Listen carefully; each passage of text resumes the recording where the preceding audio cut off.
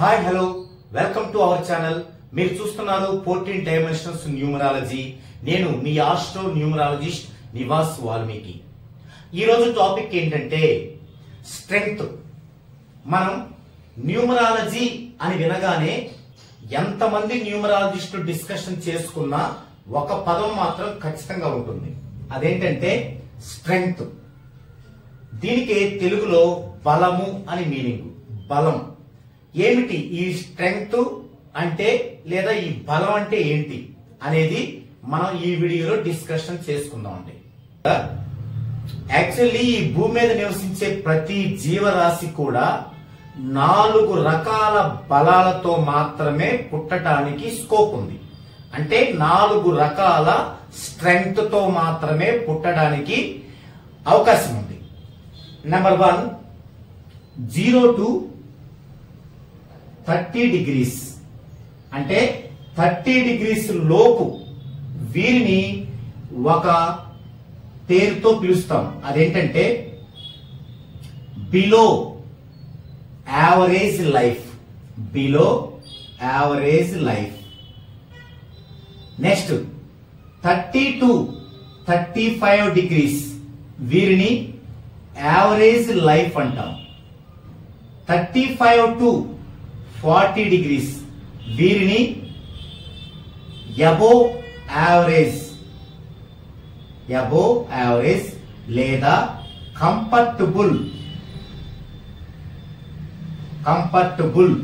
Life అంటాం. ఇక 40 degrees and above ఈ స్ట్రెంగ్త్ ని ఐడెంటిఫైడ్ స్ట్రెంగ్త్ అంటారు. ఐడెంటిఫైడ్ లేదా లెజెండరీ స్ట్రెంగ్త్. ఎవరు పుట్టినా, ఏ జీవరాశి పుట్టినా ఈ 4 రకాల స్ట్రెంగ్త్ లోనే పుట్టాల్సి ఉంటుంది. 30 degrees బిలో, 30 to 35 అంటే 30 degrees బిలో అంటే 29 డిగ్రీల 59 నిమిషాల వరకు మాత్రమే. ఇక 30 డిగ్రీ ఇందులోకి వస్తుంది. 30 నుంచి 35 అంటే 34 డిగ్రీల 59 నిమిషాలు. ఇక 35 ఇందులోకి వస్తుంది. 35 నుంచి 39 డిగ్రీల 59 నిమిషాలు. ఇక 40 దీనిలోకి వస్తుంది అండ్ అబోవ్. ఇలా 4 టైప్స్ లో మాత్రమే జన్మించడానికి అవకాశం ఉంది. ఇక భూమి మీద ఉన్న జీవరాశి మొత్తాన్ని పక్కన పెట్టి మనం కేవలం మనుషుల గురించి మాట్లాడుకుందాం అండి. అంటే ఎవరు పుట్టినా సరే మనిషి ఈ యొక్క భూ ప్రపంచంలో ఈ 4 స్ట్రెంగ్త్ లోనే పుట్టాలి. 0 నుంచి 30 డిగ్రీలో పుట్టిన వాళ్ళు బిలో యావరేజ్ లైఫ్ అంటారు. అంటే వారి జీవిత కాలం మొత్తం కూడా వారు లైట్ గా ఏదో ఒక పని చేసుకుంటూ బ్రతికేస్తారు. బ్రతకటం చేత కాకపోతే అప్పులు చేస్తారు. ఆ అప్పులు తీర్చడానికి నిరంతరం శ్రమిస్తూనే ఉంటారు. ఒకవేళ తీర్చలేకపోతే సూసైడ్ చేసుకుంటారు. ఇది బిలో యావరేజ్ లైఫ్ అంటే. ఇక 30 నుంచి 35 డిగ్రీలు ఉన్న వాళ్ళని యావరేజ్ లైఫ్ అంటారు. అంటే వీరు కూడా బిలో యావరేజ్ లైఫ్ లాగే ఉంటారు, కానీ త్వరగా బలహీనంగా సూసైడ్ చేసుకోకుండా కొంత మొండితనం తెచ్చుకొని ఎదురు తిరిగి అబద్ధాలాడి బతకగలుగుతారు. ఇక 35 నుంచి 40 వారిని అబోవ్ యావరేజ్ లైఫ్ అంటారు. అంటే కంఫర్టబుల్ లైఫ్, సౌకర్యవంతమైన లైఫ్. అంటే ఏం చేస్తారు వీరు, కేవలం ఏదో ఒక పని కాకుండా కొంత క్రియేటివిటీని అలవరుచుకుంటారు. అంటే ఉదాహరణకి ఒకరి ఫాదర్ ఒక బిజినెస్ మ్యాన్ అనుకోండి. ఇతను ఏం చేస్తాడంటే ఈ 35 to 40 మధ్యలో జన్మించిన వ్యక్తి అతనిలాగా బిజినెస్ చేసుకోకుండా ఇంకేదైనా రంగంలోకి ప్రవేశించాలనుకుంటారు. అది సినిమా రంగం కావచ్చు, రాజకీయ రంగం కావచ్చు, ఇంకేదైనా పారిశ్రామిక రంగం కావచ్చు. అట్లా అంటే ఒక క్రియేటివిటీని వాళ్ళు పొంది ఉంటారు. ఇక 40 degrees అబోవ్ కనుక జన్మించిన వాళ్ళు ఎలా ఉంటారంటే లెజెండరీ లైఫ్, ఐడెంటిఫైడ్ లైఫ్ అంటే గుర్తింపదగిన లైఫ్. అంటే కొన్ని వేల మంది, కొన్ని లక్షల మంది లేదా కొన్ని కోట్ల మంది వారిని చూసేలాగా ఉంటారు. అంటే ఇప్పుడున్నటువంటి సెలబ్రిటీస్ లాగా. అయితే ఇక్కడ ఎప్పుడు కూడా ప్రపంచం మొత్తం చూసుకున్నా, మన దేశంలో చూసుకున్నా, మన రాష్ట్రంలో చూసుకున్నా, మన మండలంలో చూసుకున్నా, మన ఊరిలో చూసుకున్నా ఈ 0 నుంచి 30 degrees ఉండే వాళ్ళు దాదాపుగా 80% ఉంటారు. ఇక 30 to 35 degrees ఉండేవారు ఒక 10% ఉంటారు. అంటే 80 + 10 అంటే 90కి వస్తారు వీళ్ళు. ఈ 90% ఉండే వాళ్ళు ఈ రెండు స్ట్రెంత్ లో వాళ్ళు ఉంటారు. ఇక మూడో స్ట్రెంత్ లో వాళ్ళు 7% ఉంటారు. అప్పుడు 90 + 7 97 అయిపోయింది. ఇక రిమైనింగ్ 3% ఈ యొక్క ఐడెంటిఫైడ్ లైఫ్ లేదా లెజెండరీ లైఫ్ లో ఉంటారు. ఈ పర్సెంటేజ్ అనేది యాజ్ దీస్ కాదు, 1 or 2% అటు ఇటుగా. ఓకే, ఇలా ఉంటారు. అయితే ఇక్కడ ఎందుకు వచ్చింది ఈ ప్రస్తావన న్యూమరాలజీలో అంటే, ఇప్పుడు ఈ 0 to 30 degrees లో ఉన్న పర్సన్ ఎప్పుడు జీవితాంతం బిలో యావరేజ్ లోనే లేకుండా ఇతను కంఫర్టబుల్ లైఫ్ లోకి, అబోవ్ యావరేజ్ లైఫ్ లోకి రావాలన్నా, అలాగే ఇక్కడ యావరేజ్ లైఫ్ లో జన్మించిన వ్యక్తి అబోవ్ యావరేజ్ గాని ఐడెంటిఫైడ్ లైఫ్ లో గాని రావాలన్నా, అలాగే ఇక్కడ అబోవ్ యావరేజ్ లైఫ్ లో జన్మించిన వ్యక్తి ఐడెంటిఫైడ్ లైఫ్ లోకి రావాలన్నా ఉపయోగపడే ఒకే ఒక సాధనం, ఆయుధం ఏంటంటే 14 డైమెన్షన్స్ లో నేమ్ కరెక్షన్ చేయించుకొని వారి యొక్క జన్మ వైబ్రేషన్ లో జర్నీ చేయడమే. ఇంతకు మించినటువంటి వేరే మార్గం లేదు. మంత్రాలు లేవు, ఏ ప్రయోగాలు లేవు, ఏ మాయలు లేవు. ఏమి చేసినా అది సెల్ఫ్ సాటిస్ఫాక్షనే. నిజమైన సైంటిఫిక్ విధానం ఏమిటంటే ఎగ్జాక్ట్ గా 14 డైమెన్షన్స్ లో నేమ్ కరెక్షన్ చేయించుకొని దాన్ని వారిపై యూటిలైజ్ చేసుకొని వారి యొక్క జన్మ వైబ్రేషన్ లో వారు జర్నీ చేయడమే. ఓకే, ఇకపోతే ఈ యొక్క ప్రస్తావనలో ఈ వివరణ తర్వాత అసలు స్ట్రెంగ్త్ అనేది ఎలా కనుక్కుంటామో చూసి ఆ స్ట్రెంగ్త్ గురించి మనం ఏమనుకుంటున్నాము, అసలు దాని యొక్క ఫ్యాక్ట్ ఏంటి, దానికి సంబంధించిన మన కళ్ళ ముందు ఉండేటువంటి జన్మించిన డాలర్. ఓకే, ఇప్పుడు ఒక డేట్ ఆఫ్ బర్త్ ఎగ్జాంపుల్ గా తీసుకొని మనం స్ట్రెంగ్త్ అనేది ఎలా కనుక్కోవాలో చూద్దామండి. ఒక ఎగ్జాంపుల్ డేట్ ఆఫ్ బర్త్ తీసుకుందామండి. 25th 9th 1976. దీని యొక్క స్ట్రెంగ్త్ ఎలా కనుక్కోవాలో నేను మీకు చెప్తున్నాను. చూడండి, మీ ఇంట్లో వాళ్ళ మొత్తం స్ట్రెంగ్త్ ని ఈ విధంగానే కనుక్కోవచ్చు. మొదటగా ఇయర్ లో ఉన్న ఈ 4 డిజిట్స్ ని 1 by 1 రాసుకోవాలి. 1 9 7 6. తర్వాత ఇక్కడ మంత్ లో ఉన్నాయి రాసుకోవాలి. 0 ఉంటే రాయకూడదు, మొదట ఉన్న రాయకూడదు, తర్వాత ఉన్న రాయకూడదు. యాక్చువల్లీ మొదట ఉంటే విలువ ఉండదు, తర్వాత ఉంటే విలువ ఉంటుంది. విలువ ఉన్నప్పటికీ కూడా తర్వాత ఉన్న 0 కూడా రాయకూడదు. కారణం ఏంటంటే స్ట్రెంగ్త్ కు సంబంధించిన వాల్యూస్ మనకి 1 to 9 వరకే ఉంటాయి, 0కు ఉండవు. సో 0 ఇందులో మనం కన్సిడర్ చేయకూడదు. సో ఇక్కడ మంత్ లో 9 అనే డిజిట్ ఉంది. ఇక ఇప్పుడు డేట్ లోకి రావాలి. 2 5 ఈ సీరియల్ లోని వేసుకోవాలి. ఫస్ట్ ఇయర్ 1 2 3 4 ఇలా వేసుకోవాలి. తర్వాత మంత్ 1 2 అంటే 0 అవాయిడ్ చేయాలి. తర్వాత డేట్ 1 2 అలా వేసుకోవాలి. ఇప్పుడు ఎన్నిటికి ఈక్వల్ టు పెడుతూ 1 2 3 4 5 6 7 ఇక్కడ మనం 7 డిజిట్స్ ఉన్నట్టుగా రాసుకోవాలి. ఇప్పుడు వీటి యొక్క వాల్యూస్ వేసుకోవాలి. 1 యొక్క వాల్యూ వచ్చేసి 36 degrees 40 minutes. 9 యొక్క వాల్యూ వచ్చేసి 40 degrees. 7 యొక్క వాల్యూస్ వచ్చేసి 46 degrees 40 minutes. 6 యొక్క వాల్యూస్ వచ్చేసి 40 degrees. 9 యొక్క వాల్యూ వచ్చేసి 40 degrees. 2 యొక్క వాల్యూ వచ్చేసి 26 degrees and 40 minutes. 5 యొక్క వాల్యూస్ వచ్చేసి 40 degrees. ఇప్పుడు ఇది మొత్తం టోటల్ చేసుకోవాలి.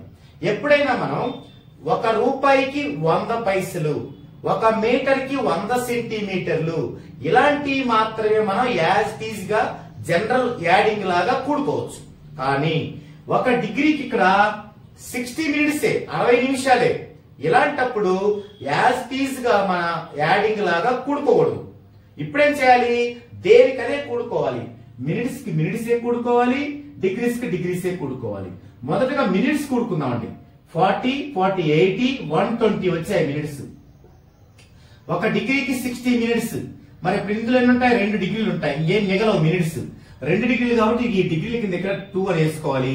ఇటేం మిగలేదు కాబట్టి 0 మినిట్స్ అని పెట్టుకోవాలి. ఇప్పుడు ఇటు ఇది ఇంకా డిగ్రీలు కాబట్టి మామూలు యాడింగే. 1 2 3 6 3 ఉన్నాయి. 3 6 18 1 2 20 అంటే 0. ఇది డిగ్రీలు. ఇక్కడ 2 వేసుకోవాలి. 2 4 6 8 8 4 4 ఉన్నాయి 16 16 8 24 1 3 27. ఇది ఇక్కడేమో డిజిట్స్ 7 వస్తే ఇక్కడ 270 డిగ్రీస్ వచ్చింది. ఇక మినిట్స్ లో ఏది కంటే అది వేయని అవసరం లేదు. ఈ 270 డిగ్రీస్ ని మన ఈ టోటల్ డిజిట్స్ తో భాగించాలి, డివైడ్ చేయాలి. 7 4 28 పోదు కాబట్టి 7 3 21. ఇక్కడ 6 వస్తుంది పక్కన 0. 7 9 అయితే 63 పోదు. 7 8 56. 4 వచ్చింది. ఇవి డిగ్రీలు 4 డిగ్రీలు. ఇక్కడ డిగ్రీలు అయిపోయింది. ఇప్పుడు వీటిని మినిట్స్ లోకి మార్చుకోవాలి. అంటే 4 ఇంటూ 1 డిగ్రీకి 60 నిమిషాలు కాబట్టి 60. 4 6 24. ఇప్పుడు 7 నిమిషాలు పోతుంది. 7 3 21.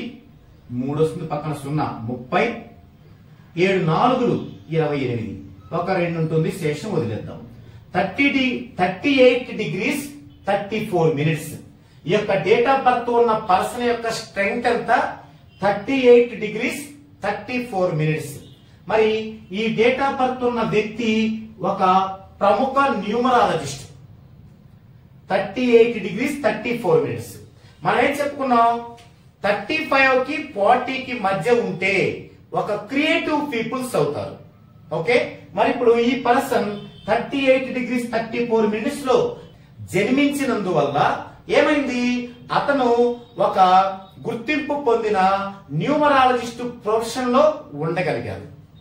ఓకే, అప్పుడు ఈ యొక్క పర్సన్ యొక్క నేమ్ గనక 14 డైమెన్షన్స్ లో కంప్లీట్ గా పాజిటివ్ గా గనక ఉంటే ఈయన ఏమవుతారు?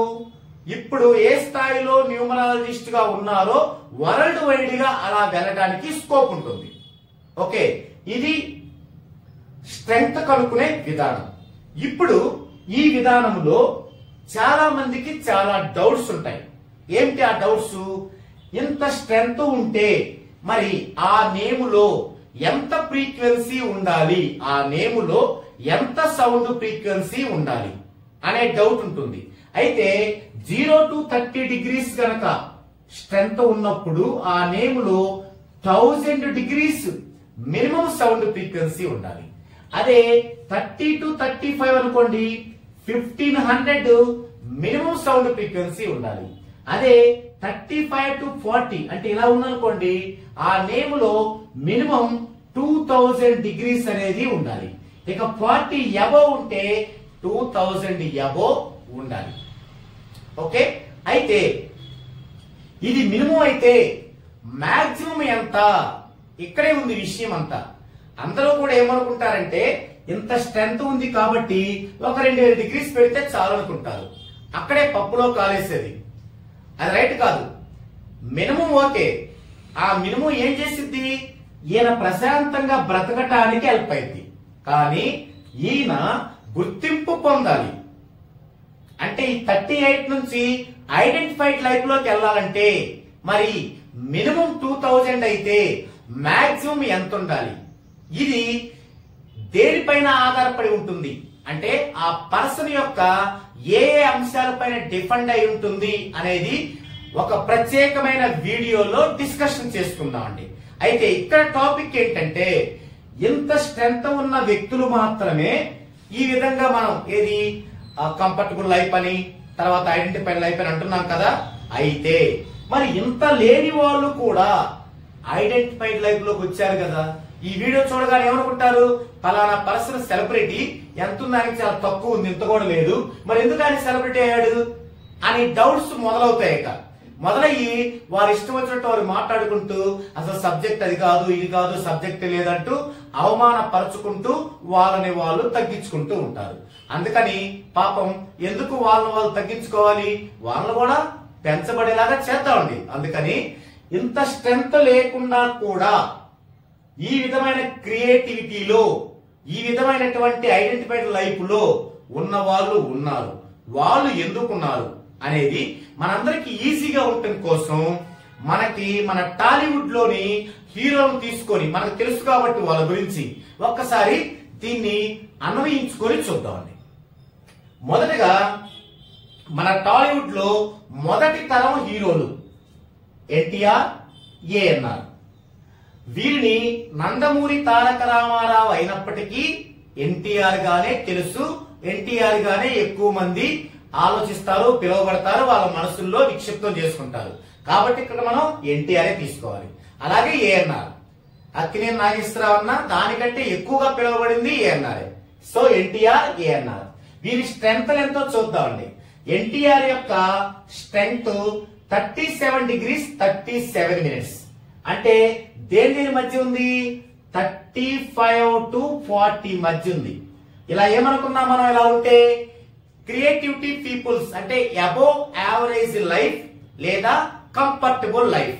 మరి ఇతను ఎలా అయ్యారు? ఐడెంటిఫైడ్ లైఫ్ లోకి వచ్చారు, అంటే లెజెండరీ లైఫ్ లోకి వచ్చారు. ఎలా సాధ్యపడింది? మరి లెజెండరీ లైఫ్ లోకి రావాలంటే 40 degrees అబోవ్ స్ట్రెంగ్త్ ఉండాలి కదా? లేదు. పైగా వీరి నేమ్ లో ఉన్న ఫ్రీక్వెన్సీ కేవలం 650 డిగ్రీలే. కేవలం 650 డిగ్రీలే. అంటే ఇంత స్ట్రెంగ్త్ కి 2000 ఉండాలి కనీసం, మినిమం. లేదు. అయితే అలాగే ఏఎన్ఆర్ గారు 35 degrees, అంటే ఈ 35 to 40 బోర్డర్ లో ఉన్నారు. వీరిది కంఫర్టబుల్ లైఫ్, కానీ లెజెండరీ లైఫ్ లోకి వచ్చారు. మరి వీళ్ళ ఫ్రీక్వెన్సీ చూసుకుంటే, మరి వీరి ఫ్రీక్వెన్సీ చూసుకుంటే కేవలం 251 డిగ్రీ.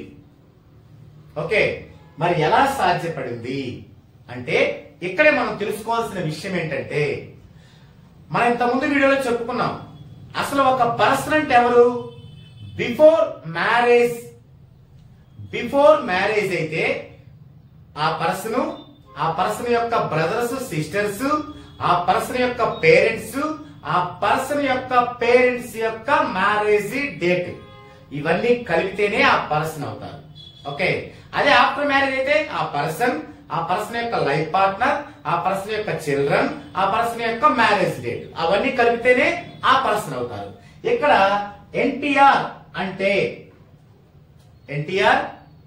ఎన్టీఆర్ కుమారులు, కూతుళ్ళు, ఎన్టీఆర్ వైఫ్, ఎన్టీఆర్ గారి మ్యారేజ్ డేట్, ఇవన్నీ కలిపి దీనికి దోహదపడతాయి. అంటే వీరి యొక్క స్ట్రెంగ్త్ 35 degrees 40 minutes నుంచి దాన్ని వెనక్కి లాగివేయాలా, ఇంకా ముందుకు తీసుకెళ్లాలా అనేది దేని మీద ఆధారపడి ఉంటుందంటే ఆ పర్సన్ యొక్క ఆ ఫ్యామిలీ మెంబర్స్ మొత్తం పైన ఆధారపడి ఉంటుంది. ఎలా ఆధారపడి ఉంటుంది అనేది కూలంకషంగా మనకు కావాలంటే అది ఒక ప్రత్యేక టాపిక్ లో వీడియో చేయాల్సిందే. అసలైతే మాత్రం ఆధారపడి ఉంటుంది. కాబట్టి ఫస్ట్ ఈయన మ్యారేజ్ కి ముందు ఏం జరిగింది మనకు తెలుసు. ఏం జరిగింది?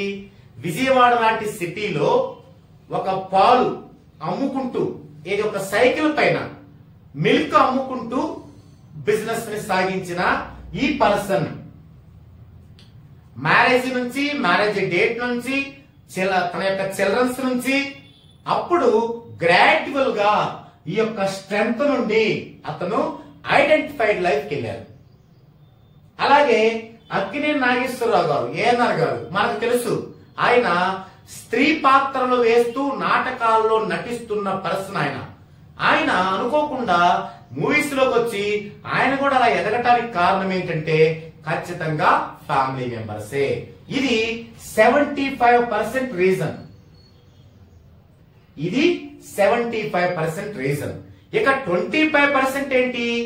వారి యొక్క కృషి. సరైన సమయములో సరైన నిర్ణయాలు తీసుకుంటూ సరైన పట్టుదలగా ముందుకు వెళ్ళడం అనేది ఒక 25%. ఇప్పుడు ఇది మీకు అర్థం అవ్వాలంటే వీరి సంతానం, వీరి కుమారులు కూడా ఇండస్ట్రీలో ఉన్నారు కదా, వారి గురించి చెప్పినప్పుడు మరోసారి వీరితో కంపేర్ చేసి చెప్తాను ఏంటనేది. ఇప్పుడు రెండో తరం నటుల్లోకి వద్దామండి. కృష్ణ, శోభన్ బాబు. కృష్ణ గారు స్ట్రెంగ్త్ 38 degrees 34 minutes. శోభన్ బాబు గారి స్ట్రెంగ్త్ 39 degrees 2 minutes. మీరు కనుక గమనిస్తే వీరిద్దరిలో ఎవరు ఎక్కువ రిస్కులు తీసుకున్నారు? ఎవరు ఎక్కువ సాహసాలు చేశారు, ఎవరు ఎక్కువ సార్లు గెలిచారు, ఎక్కువ సార్లు ఓడారు, ఎక్కువ సార్లు స్ట్రగుల్ అయ్యారంటే ఖచ్చితంగా కృష్ణ గారే. ఎందుకు? చాలా క్లియర్. శోభన్ బాబు గారి కంటే తక్కువ స్ట్రెంత్ కాబట్టి, ఈయన కంటే ఎక్కువ స్ట్రెంత్ కాబట్టి ఇక్కడ శోభన్ బాబు గారికి అంత అవసరత లేకపోయింది. ఇక వీరి యొక్క ఫ్రీక్వెన్సీ చూస్తే కృష్ణ గారిది 811 డిగ్రీలు, శోభన్ బాబు గారిది 1112 డిగ్రీలు. ఇక్కడ కూడా కృష్ణ గారి కంటే శోభన్ బాబు గారికి ఎక్కువ స్కోప్ ఉంది. వీరు ఎక్కువ కాలం వీరి బిరుదులతోనే పిలువబడ్డారు ప్రేక్షకుల్లో. అవేంటంటే సూపర్ స్టార్ కృష్ణ, నటభూషణ్ శోభన్ బాబు. సూపర్ స్టార్ అనే దాంట్లో ఉన్న ఫ్రీక్వెన్సీ 1501 డిగ్రీ, ఇది కృష్ణకి యాడ్ అయితే 2312 డిగ్రీలు. అలాగే నటభూషణ్ లో 1793 డిగ్రీలు, దీనికి ఇక్కడ యాడ్ అయితే 3105 డిగ్రీలు. చూడండి ఇక్కడ కూడా ఎక్కువే.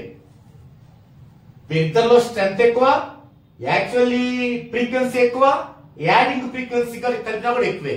కాబట్టే కృష్ణ గారి కంటే తక్కువ కష్టపడి ఎక్కువ ఫలితాన్ని పొందారు.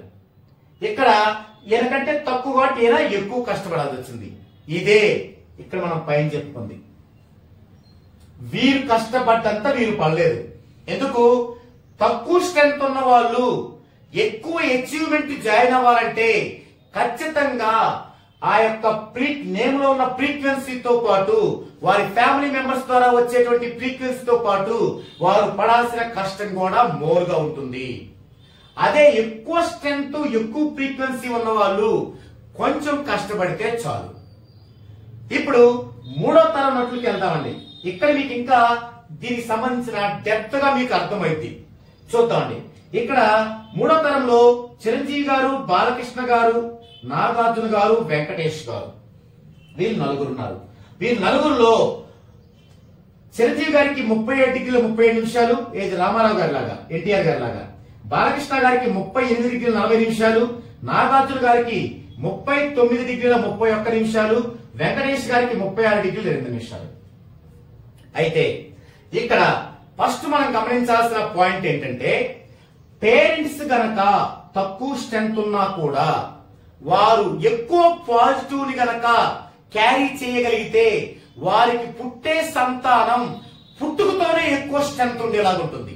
దానికి ఎగ్జాంపులే ఎన్టీఆర్ గారి కుమారుడు బాలకృష్ణ. ఎన్టీఆర్ గారికి ఎంత? 37 డిగ్రీల 30 నిమిషాలు. మరి బాలకృష్ణ గారికి 38 డిగ్రీల 40 నిమిషాలు. ఇదే గోల్డ్ స్పూన్ తో పుట్టడం అంటే.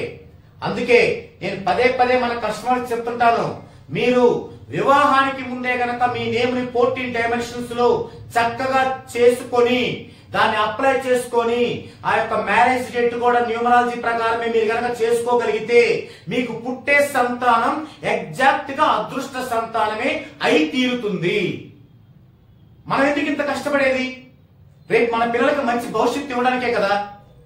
మరి మనం వివాహానికి ముందు ఈ యొక్క న్యూమరాలజీతో ఈ పాజిటివిటీ తెచ్చుకోకుండా చక్క ఎలా పడితే మ్యారేజ్ చేసుకొని మనకి సూట్ గాని లైఫ్ పార్ట్నర్ తో జీవితంతో ఇసుకుపడుతూ అలాగే గడిపేస్తూ ఆ టైంలోనే మరి పాపం పిల్లలు కూడా అలాగే పుడితే మనం ఎంత కష్టపడ్డా ఉపయోగం ఏముంది చెప్పండి.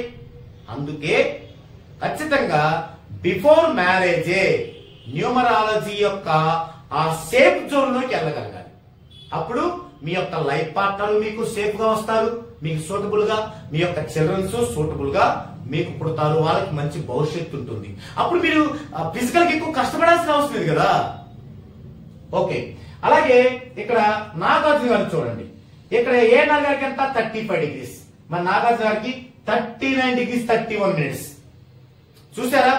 అంటే ఇక్కడ అప్పటి కాలంలో మరి ఈ యొక్క లేవు కదా, న్యూమరాలజీ లేవు కదా. కానీ అప్పటి కాలంలో లేకపోయినా ఎప్పటి కాలంలో లేకపోయినా న్యూమరాలజీ అనే ప్రక్రియ మానవ జీవితంలో ఒక పార్ట్ గా ఎప్పుడు కొనసాగుతూనే ఉంది.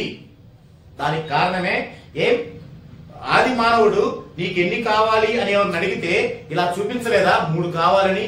ఈ 3 న్యూమరాలజీ కాదా? ఎన్నిసార్లు నువ్వు వెళ్ళావంటే 10 సార్లు అంటారు, అది న్యూమరాలజీ కాదా? ప్రతిదీ న్యూమరాలజీయే. ఇప్పుడు ఒక అప్డేటెడ్ గా మనకి ఒక పర్టికులర్ గా తెలుస్తుంది. తెలియకుండా కూడా మనం న్యూమరాలజీలోనే జర్నీ చేసాం.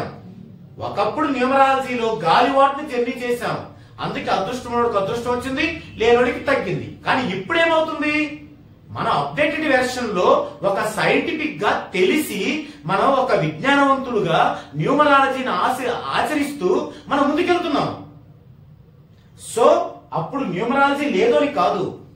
కొనిదెల శివశంకర్ వరప్రసాద్ అనే పర్సన్ డిగ్రీ అయిపోయి ఆయన ఫిల్మ్ ఇన్స్టిట్యూట్ లో జాయిన్ అయ్యి యాక్టర్ గా అనుకోకుండా చిరంజీవిని పెట్టుకున్నాడా? అతను ప్రయాణించిన న్యూమరాలజీ ఆ థాట్ లోకి వచ్చి చిరంజీవి అని పెట్టుకునేలా చేసింది. అయితే మనుషులు బలహీనులు, సాంప్రదాయ సిద్ధులం కాబట్టి అప్పుడు ఆయన ఏం చెప్పుకోవచ్చు, నేను ఆంజనేయ స్వామి భక్తులు కాబట్టి చిరంజీవిని పెట్టుకున్నా చెప్పుకోవచ్చు, అఫ్ కోర్స్. బట్ అది కాదు, న్యూమరాలజీ యొక్క మయమే, న్యూమరాలజీ యొక్క నియంత్రణే. కాబట్టి మీరు అనుకోవచ్చు, మరి అప్పుడు న్యూమరాలజీ లేవు కదా, మరి వాళ్ళకి ఎలా వచ్చిందంటే వచ్చింది, గాలి వాటలో వచ్చింది, అది వాళ్ళకి ప్లస్ అయింది, స్టార్ అయ్యారు. వాళ్ళకంటే తెలివైన వాళ్ళు, వాళ్ళకంటే టాలెంట్ గల వాళ్ళు అప్పుడే బోల్డ్ మంది ఉన్నారు. వాళ్ళు గాలి వాటిని న్యూమరాలజీ వెళ్ళారు, వాళ్ళకి సక్సెస్ అందలేదు, అంటే ఆ న్యూమరాలజీ రీచ్ అవ్వలేదు. ఇప్పుడు గాలి వాటిని వెళ్ళాల్సిన అవసరం లేదు కదా, పక్కాగా స్ట్రైట్ గా అప్డేటెడ్ గా ఉంది. గో అహెడ్, వెళ్దామండి అందులోనే. ఓకే, ఈ విధంగా వీరికి వచ్చినటువంటి యొక్క పాజిటివ్ అనేది వీళ్ళ పిల్లలకి ఎలా వచ్చింది అనేది మనం చూసాం. అయితే మరి ఇక్కడ వెంకటేష్ గారి విషయాన్ని చూద్దామండి. వెంకటేష్ గారికి ముందు స్టార్లు ఎవరు లేరు వాళ్ళ ఫ్యామిలీలో. డి రామానాయుడు గారు ఒక్కరే ఉన్నారు.